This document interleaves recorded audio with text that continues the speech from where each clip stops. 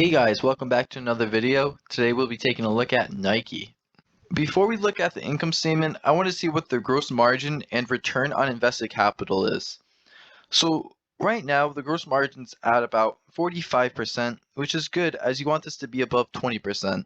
Then with the return on invested capital, it's at 25%, which is also good because you typically want to see this be above 7%. Moving into the income statement now, we're going to look at their revenue. So as of the most recent year, they're bringing in 44 billion, which is up roughly 10 billion from 5 years ago. So this is great to see that there's still plenty of room for this company to grow. Now looking at the net income, overall, they're up from 2017, but there isn't a lot of consistency from this. So hopefully that's something they can work on in the near future. The last thing I like to look at on the income statement is the shares outstanding. So this is something you want to see decrease. The more it goes up, the less your shares are worth. As you can see, it looks great.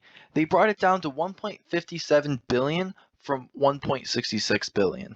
Now with their balance sheet, let's start off with their current assets.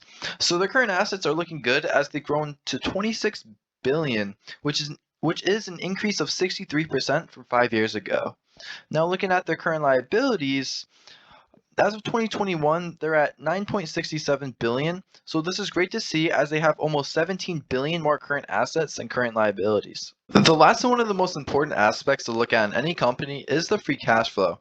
So cash flow is important because companies that have a lot of money on hand have the advantage of being able to pay off any debt, invest into future growth, or pay dividends. So this is clearly something you need to see be improved on year after year. As you can see, it's also looking good. It's awesome that they came back in 2021 with a 326% increase after a bad year in 2020. In conclusion, Nike has some above average financials. The only criticism I have for them is I want to see their net income be more consistent. It would also be nice if they raised their dividend yield a little bit.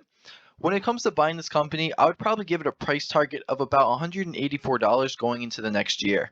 Two things I want to mention before I end the video is my trading strategy is centered around finding value in a company. So if I don't see consistent growth in most or all the categories I cover, then I tend to stay away. Secondly, I also want to point out that I am not a financial advisor. I'm just a guy on YouTube speaking my opinion on stuff.